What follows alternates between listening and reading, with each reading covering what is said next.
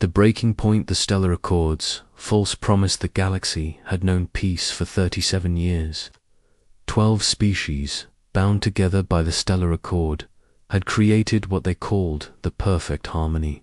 The Zephyrians with their crystal cities, the Makari with their bioships, the Threnody with their energy manipulation, all had agreed to share knowledge and resources. Humanity, the newest member, had been grateful for acceptance into this cosmic brotherhood. Captain Maya Chen stood at the observation deck of the UES Prometheus, watching the stars streak past as they traveled through hyperspace. She remembered the signing ceremony on Nexus Prime, where Earth's ambassador had smiled and shaken tentacles, claws, and energy forms. A new age, they had called it. Peace through unity. Maya had believed it once. Her dark eyes reflected the starlight as she touched the scar running down her left temple, a reminder of the outer colony wars before the Accord. Those had been simpler times, when humanity fought. At least they knew who their enemies were. The communication panel chimed. "Captain, we're receiving a distress signal from Kepler Station," reported Lieutenant Jake Morrison, his voice tight with concern. Jake was young, barely 25, but he had the sharp instincts that kept crews alive in the void between stars. Kepler Station. Maya frowned. The research facility was humanity's pride, a joint venture with 3 allied species. Over 300 of Earth's brightest minds worked there, developing new technologies that would benefit the entire Accord. What kind of distress? It's not good, Captain.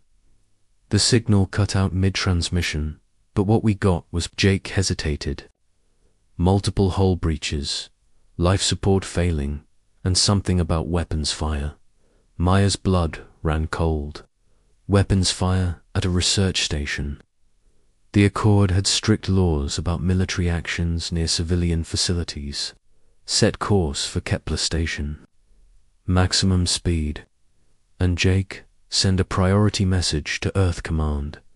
Tell them we have a potential Accord violation in progress.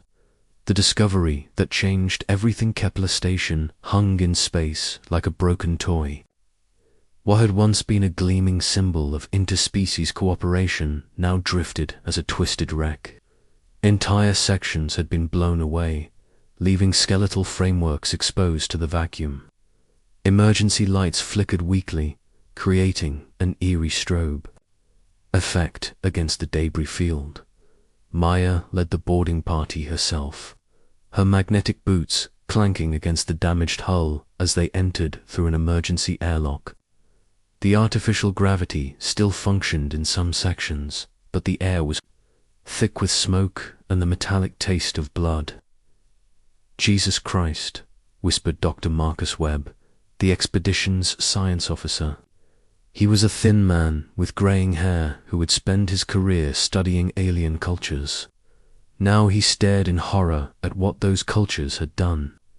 This wasn't an accident, Maya. These burn patterns, the precision of the strikes, this was deliberate. It moved through the corridors like ghosts walking through hell. Bodies floated in the zero-gravity sections, humans and aliens alike, but the pattern was clear. The human sections had been targeted specifically. Families who had lived on the station, children who had played in the observation lounges, scientists who had dedicated their lives to peaceful research, all dead. Maya knelt beside the body of Dr. Sarah Kim, a xenobiologist who had been working on medical applications for alien plant life.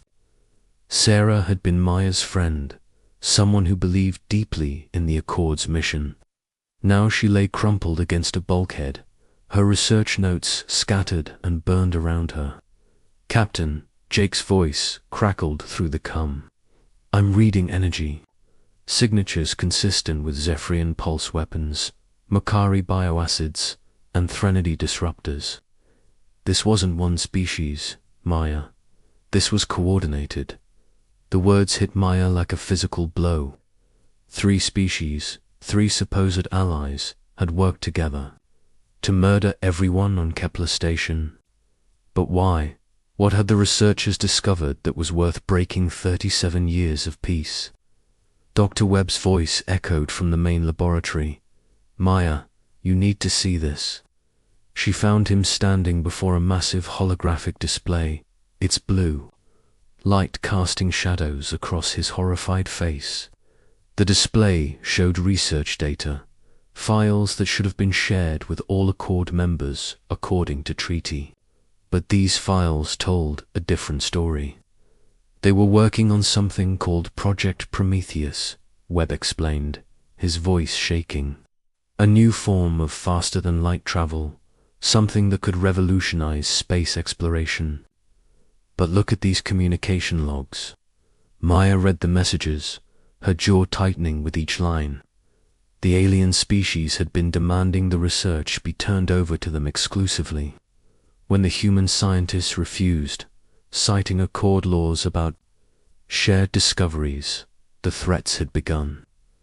The final message was from Zephyrian High Command. If you will not share willingly, we will take what we need. Earth's weak response, the journey back to Earth, felt like a funeral procession. Maya stood before the Joint Chiefs of Staff, her uniform crisp but her eyes burning with barely controlled rage. The holographic images of Kepler Station's destruction played on repeat behind her as she delivered her report. 312 confirmed dead, she said, her voice steady despite the storm raging inside her. Men, women, children, murdered by our supposed allies because they wanted to steal our research instead of waiting for us to share it according to Accord protocols. General Harrison, a man who had spent more years behind a desk than in combat, cleared his throat uncomfortably. Captain Chen, while this is certainly a tragedy, we must consider the larger picture. The Accord has maintained peace for nearly 4 decades. Surely this was a misunderstanding, perhaps a rogue faction acting without official sanction. A misunderstanding. Maya's control finally slipped. General, I found children's toys melted by Threnody energy weapons. I found families who had been hunted through the corridors like animals. This wasn't a misunderstanding. This was genocide. President Martinez, appearing via hologram from Lunar City, raised a placating hand. Captain, we understand your emotions, but we must respond. I've already contacted the Accord Council. They're launching an investigation. An investigation by the same species who committed the murders. We have no proof of official government involvement, Martinez replied firmly. Until we do, we must assume this was an unauthorized action. I'm ordering all military units to maintain current positions. We will not risk interstellar war over what may have been a tragic accident. Maya stared at the president in disbelief. Sir, with respect, they killed our people. They broke the Accord first. If we don't respond, we're telling the galaxy that human lives don't matter. What we're telling the galaxy, Martinez said coldly, is that we're civilized beings who resolve disputes through law and order, not violence. Your ship is ordered to return to patrol duty, Captain. This matter is closed. But Maya Chen had spent too many years in the black between stars to accept such spineless leadership. As she left the briefing room, her mind was already working. On a different plan, the underground movement, the Phoenix Protocol, began in the shadows of Lunar City's industrial sector. Maya had reached out carefully, testing the waters, finding others who shared her rage at their government's weakness. What she discovered both surprised and heartened her. Admiral Sarah Cross was the first to join. A legend in the Earth Defense Force, Cross had fought in every major human conflict of the past 2 decades.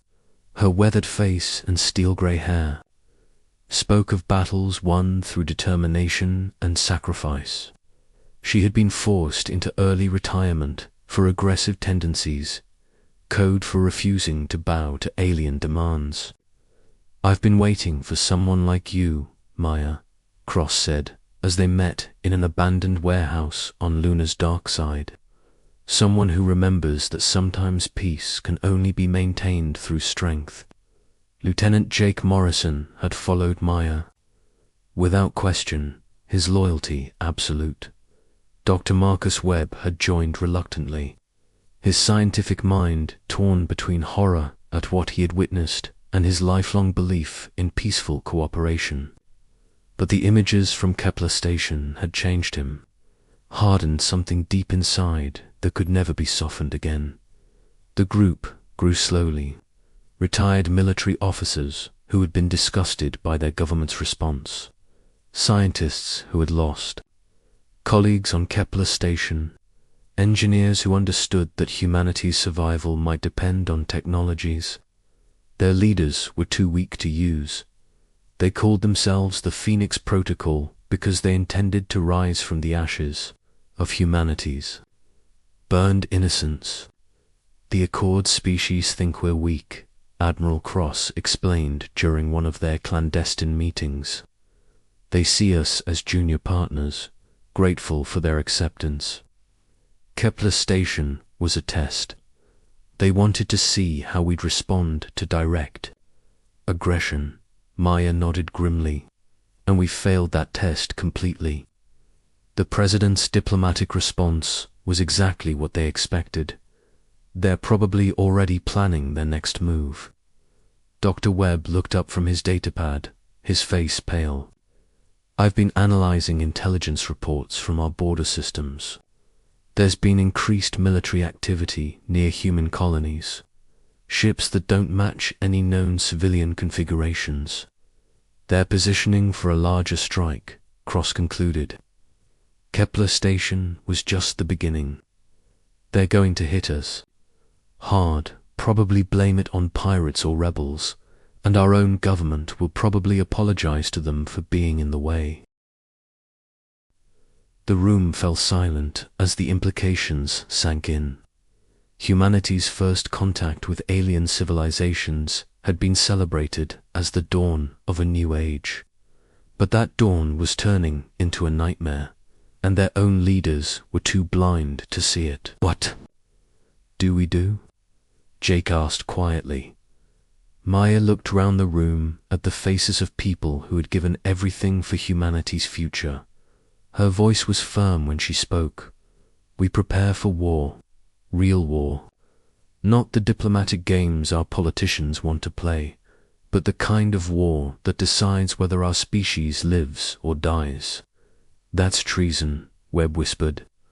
"No," Admiral Cross corrected, her eyes hard as diamonds. "That's survival.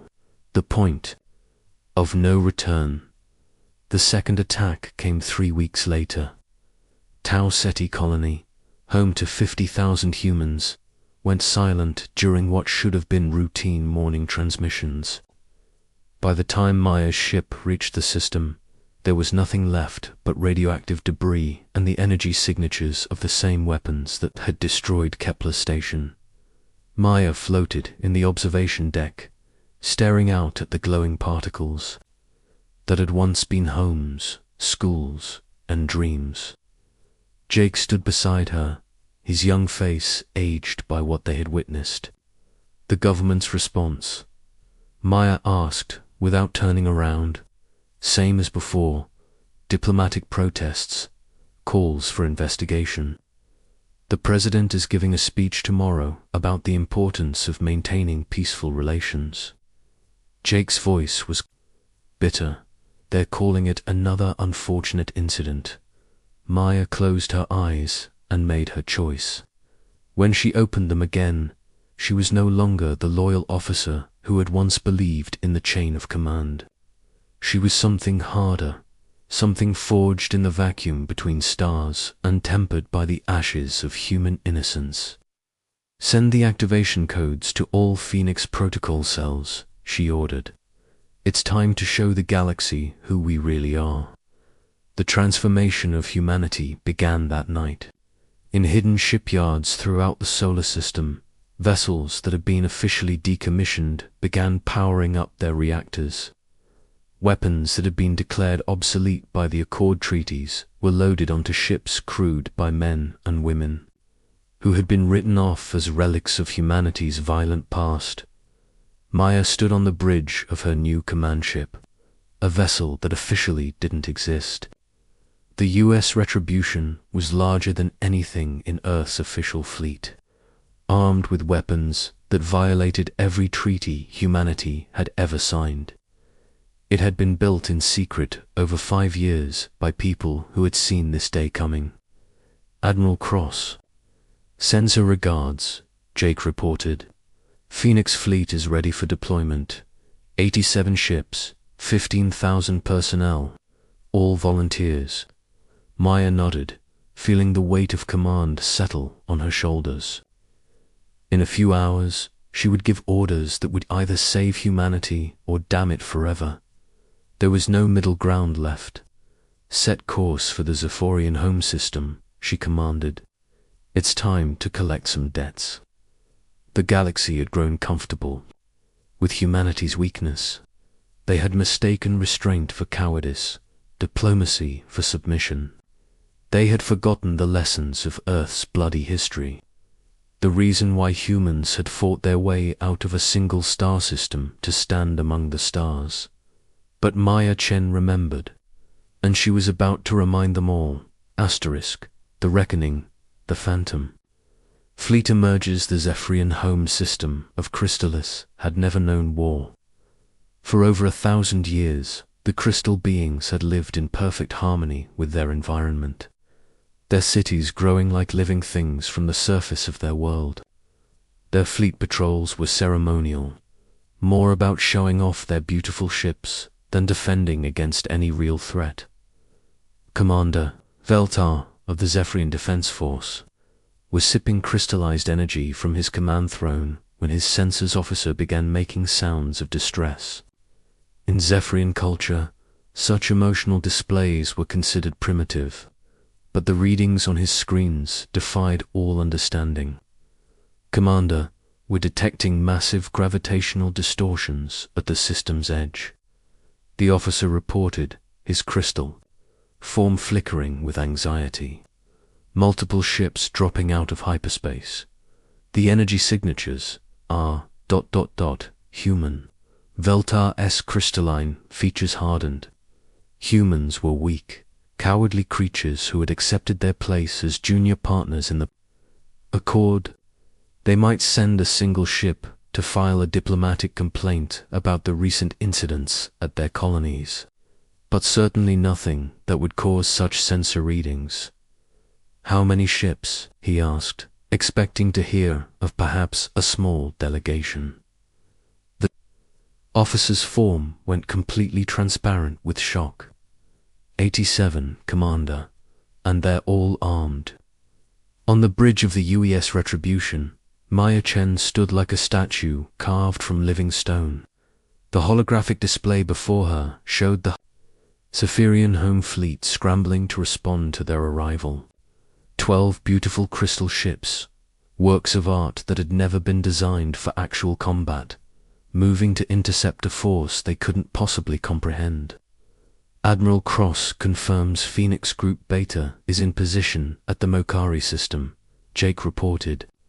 From his station, Phoenix Group Gamma reports successful infiltration of Threnody space. All units are ready for synchronized assault. Maya nodded slowly.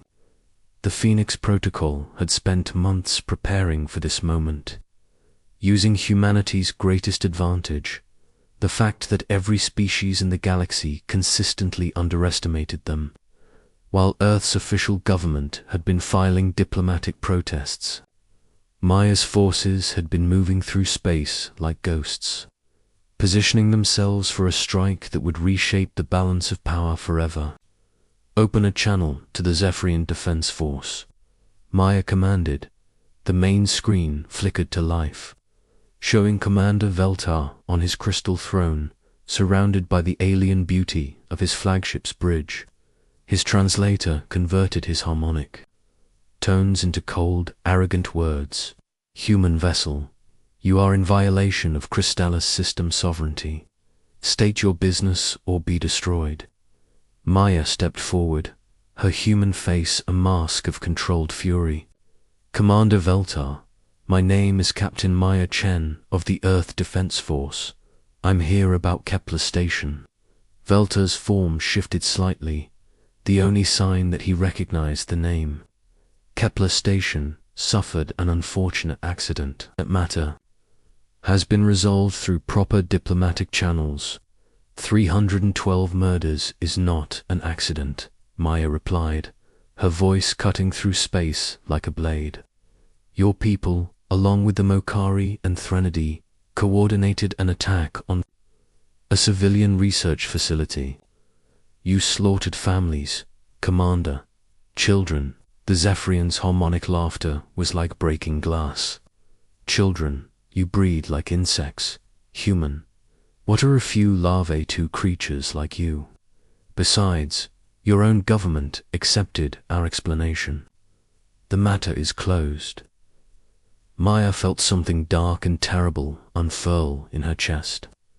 This alien being, this creature of living crystal, was laughing about the murder of human children.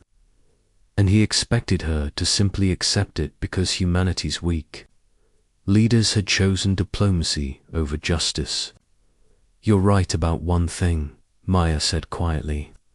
The matter is closed, but not the way you think. Operation Starfall. The attack began with surgical precision. The Phoenix Fleet had learned from humanity's military history, studying everything, from ancient naval battles to the orbital conflicts that had shaped Earth's space age. They understood something that the alien species had forgotten. War was not about honor or ceremony. It was about winning. Maya's ships moved in perfect coordination, each vessel targeting specific points in the Zephyrian defense network. The aliens' beautiful crystal ships were powerful but predictable, designed more for intimidation than actual combat effectiveness. Against an enemy that fought dirty and struck without warning, they were almost helpless. The UES Retribution fired its main batteries at the Zephyrian command ship.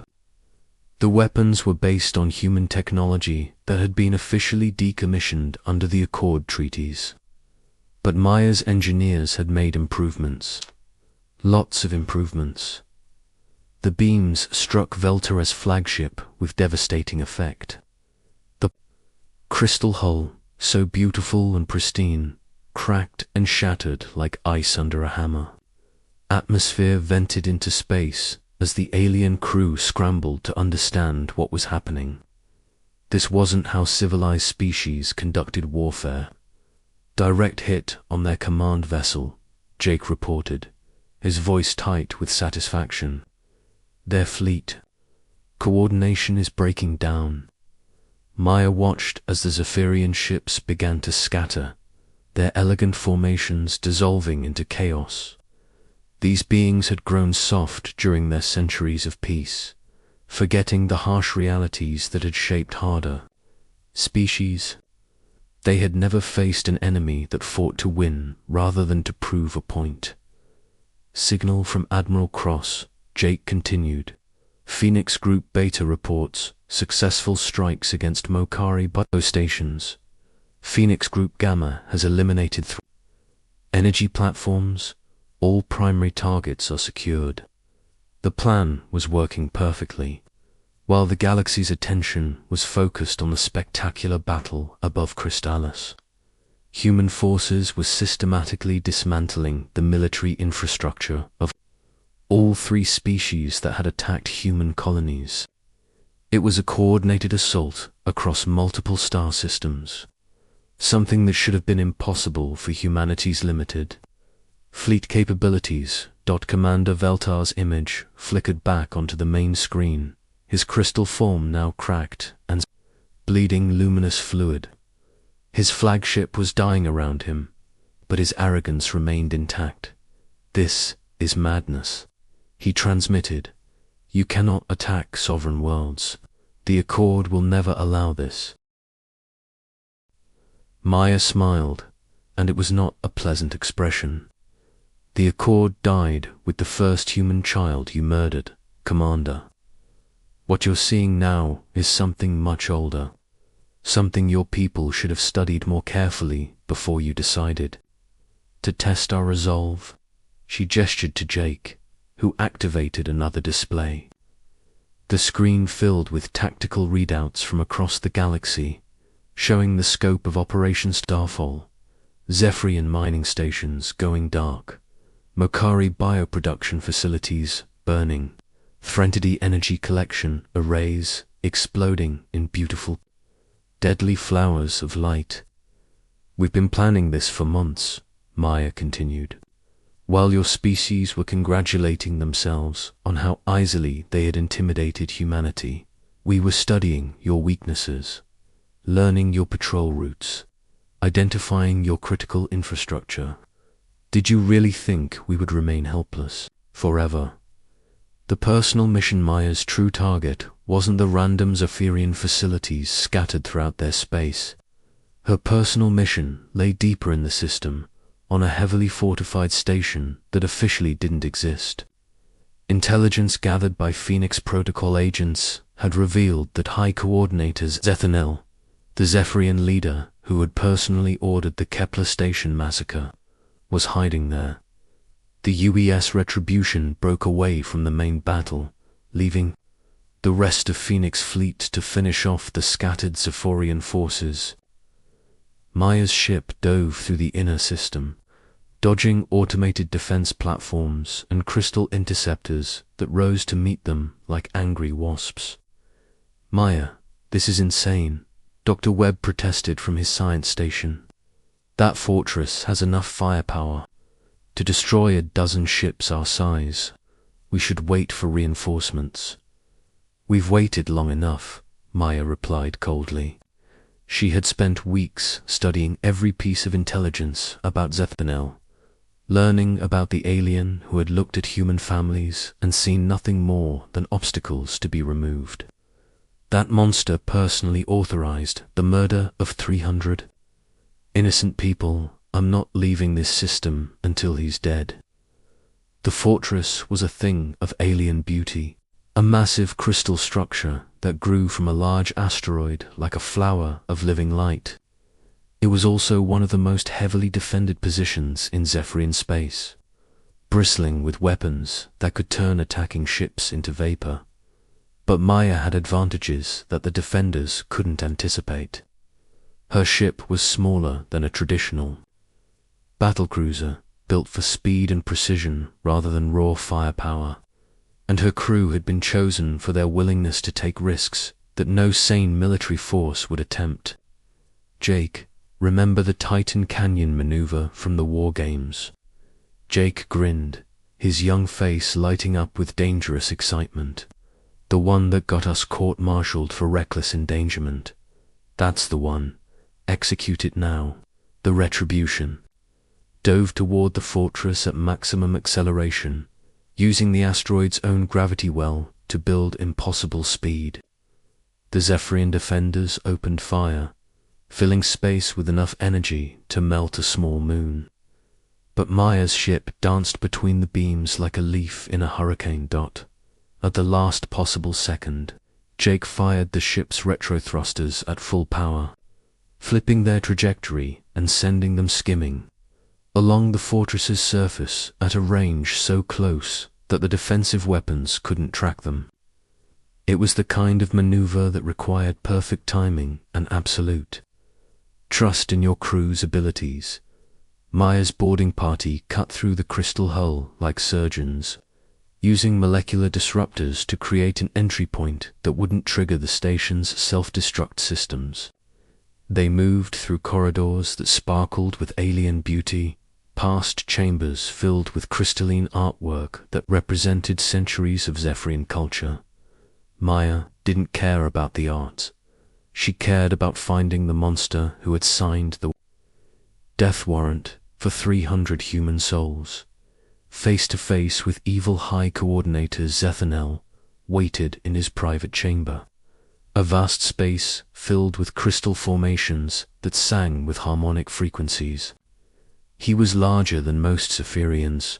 His crystalline form shot through with veins of pure energy that marked his advanced age and political power. When Maya entered with her weapons trained on him, he showed no fear. "So the human child comes to seek revenge," he said, his translated voice carrying amusement. How delightfully primitive. Maya kept her rifle steady, but her voice was calm. "You ordered the attack on Kepler Station. You personally authorized the murder of children." Zethanel's form brightened with what might have been laughter. "Children, adults, elderly, what difference does it make? Your species reproduces at such a rate that individual lives have no value. We eliminated a potential threat to galactic stability by slaughtering families, by removing obstacles. The alien corrected. Your people were developing technology that could have shifted the balance of power. We could not allow that. The current order maintains peace." Maya stared at this creature, trying to understand how any thinking being could rationalize mass murder in such casual terms. But she was beginning to realize something important about the galaxy's peaceful species. Their peace had always depended on keeping potential threats weak and divided. "You made a mistake," she said quietly. "You assumed we would accept your explanation.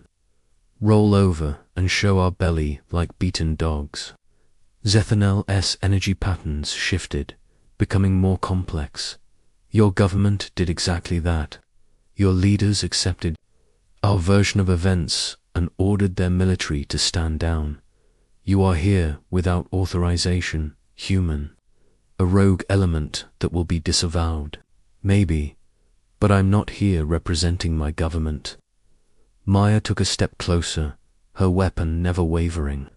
"I'm here representing the dead. All the human souls your peaceful order has sacrificed to maintain your comfortable status quo." For the first time, the Zephyrian's confidence seemed to waver. "You cannot kill me. I am a High Coordinator. My death would mean war between our species." Maya smiled, and it was the most terrifying expression Zethanel had ever seen on any face.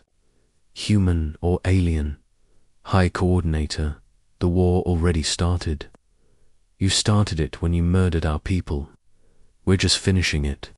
The energy discharge from her weapon turned the crystalline being into scattered fragments of light that danced briefly in the chamber's artificial atmosphere before fading forever. Maya stood among the remains of her enemy, feeling something dark and satisfied settle in her chest. The galaxy takes notice news of Operation Starfall spread across the galaxy faster than light itself.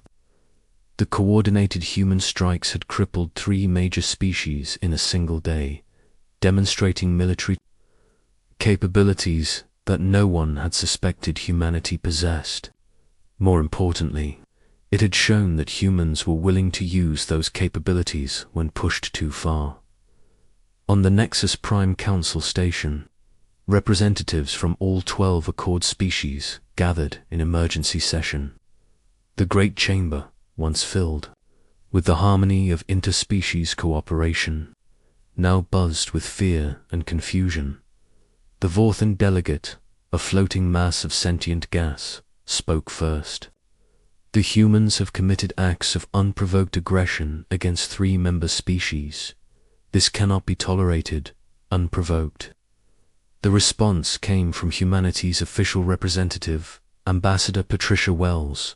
She was a career diplomat who had spent her life building bridges between species, but her voice now carried an edge that had never been there before. 50,000 humans are dead. Our research stations have been destroyed. Our colonies have been burned, and you call our response unprovoked. The Makari representative, a creature that looked like a walking tree covered in bioluminescent flowers, rustled with agitation. Those were unfortunate incidents. Accidents caused by rogue elements operating without government authorization. Wells activated a holographic display that filled the chamber with images from Operation Starfall. Human ships moving with perfect coordination, striking military targets with surgical precision, avoiding civilian casualties even in the heat of battle. "Does this look like the work of rogue elements?" she asked coldly. "Our people planned and executed the most successful multi-system military operation in galactic history. And they did it while your species were still pretending that the murders of our people were accidents." The chamber fell silent as the implications sank in. Humanity had been playing a much deeper game than anyone had realized. While their official government had been filing diplomatic protests, their military had been preparing for war on a scale that dwarfed anything the galaxy had seen since the ancient conquest periods. The Threnody delegate, a being of pure energy contained in a humanoid force field, flickered with concern. What do the humans want? What are their demands? Wells stood slowly, her human dignity evident in every movement. "We want what every species in this chamber takes for granted. We want our people to be safe. We want our colonies to be protected. We want our right to exist, to be respected, not treated as a convenience that can be revoked whenever it suits your political needs. And if these demands are not met," asked the Zephyrian interim coordinator, his crystal form still cracked from the battle damage his species had suffered. Wells smiled, and every alien in the chamber felt a chill that had nothing to do with temperature. "Then you'll discover what humans are really capable of when we stop pretending to be civilized." The New Order. 6 months after Operation Starfall, the galaxy had learned to see humanity in a very different light.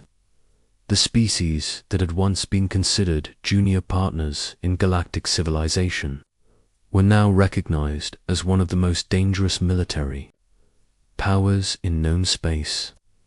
Maya Chen stood on the observation deck of her new flagship, watching Earth's newest colony ship depart for a system that had been forbidden to human expansion just a year ago. The restrictions had been quietly lifted after the Phoenix fleet had demonstrated what happened to species that tried to cage humanity's growth. "The Accord Council has officially apologized for the misunderstandings that led to the conflicts," Jake reported from behind her. He wore the insignia of a full commander now, his promotion one of many that had come after the old Earth government had been quietly replaced by leaders who understood the reality of their situation. Maya nodded without turning round. The apologies meant nothing, but the fear behind them meant everything. The galaxy's species had learned that humans were not sheep to be herded, but wolves that had been pretending to be domesticated. "Any word from the outer colonies?" she asked. "Expansion is proceeding ahead of schedule," Jake replied. 17 new systems have been claimed, all with full Accord recognition. The mineral rights alone will make Earth rich for the next century. It was amazing how cooperative the galaxy's species had become once they understood that humans were willing to fight for their rights instead of begging for them. The same systems that had been declared off limits due to various alien territorial claims were now open for human colonization. Dr. Webb approached from the corridor, his face showing the weight of everything they had accomplished. "Maya, I've been thinking about what we've done. The cost of our victory." She finally turned to face him, her expression unreadable. "Having second thoughts, Marcus. Not about the necessity," he said carefully, "but about what we've become. We set out to protect human lives, and we succeeded. But in doing so, we've proven that we're just as capable of violence as any species in the galaxy. Maya was quiet for a long moment, considering his words. When she spoke, her voice carried the wisdom of someone who had looked into the abyss and chosen to stare back. Marcus, the galaxy taught us an important lesson at Kepler Station. They showed us that peace only exists for those strong enough to enforce it. For 37 years, we relied on their goodwill to protect us, and when that goodwill ran out, our people died. She gestured toward the viewport, where Earth hung like a blue jewel against the stars. Now our children will grow up in a galaxy that respects human strength. They'll explore new worlds without fear that some alien species will decide they're inconvenient. They'll live under the protection of a fleet that the galaxy knows will fight back if threatened. And the cost of that protection. Maya's smile was both sad and proud. The cost is that we can never go back to being the innocent species we once were. We've shown the galaxy our teeth, Marcus. Now we have to live with the fact that we're not victims anymore. We're survivors. Outside the viewport, the stars continued their eternal dance, indifferent to the struggles of the species that crawled between them. But among those stars, humanity had finally found its place, not as supplicants begging for acceptance, but as a force that would shape the galaxy's future through strength, determination, and the hard-won knowledge that sometimes peace could only be maintained through the willingness to wage war. The Phoenix Protocol had risen from the ashes of humanity's burned innocence, and the galaxy would never forget the lesson they had taught. Underestimate humans at your own peril. Asterisk.